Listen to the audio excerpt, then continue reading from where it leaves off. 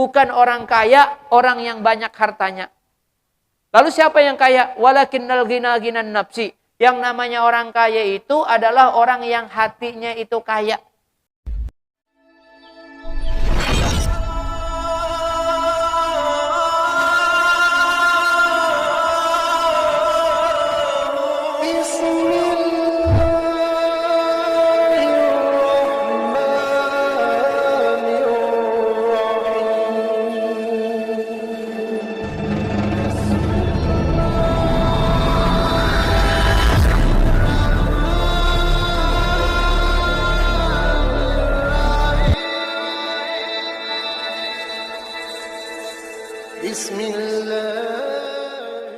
Dapat rezeki itu ketika kita berusaha, itu bukan banyak sedikitnya.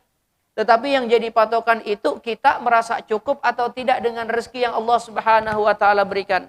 Kuulangi, berapapun banyaknya yang sudah kita miliki, kalau kita tidak merasa cukup, maka kita tetap akan mengejar. Berkali-kali saya ceritakan, ada gubernur yang ditangkap, ada menteri yang ditangkap, dan mereka itu bukan orang-orang yang gajinya kecil, bukan. Itu gajinya ratusan juta sebulan. Namun kita setahun kita dapat, 5 tahun hanya mengumpulkan 100 juta.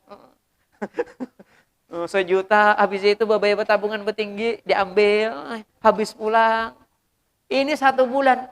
Tapi kalau kita melihat, tidak sedikit mereka itu yang ditangkap oleh KPK, kalau di Indonesia ya, dilatar belakangi karena mereka korupsi. Itu artinya yang 100 juta itu kurang. Sehingga mereka harus ambil lagi dengan cara yang tidak benar. Itu kenapa? Dilatar belakangi karena apa? Apakah sedikit? Bukan.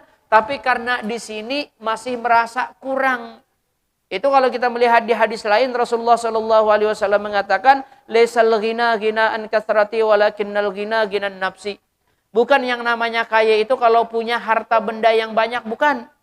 Karena kalau cuman itu, niscaya orang-orang yang sudah hartanya banyak seharusnya santai. Gak lagi menghalalkan segala cara untuk menumpuk-numpuk harta yang sudah banyak. Tapi kan ternyata tidak. Jadi hadis Nabi ini 100% benar. Bisa kita buktikan. Bukan orang kaya, orang yang banyak hartanya.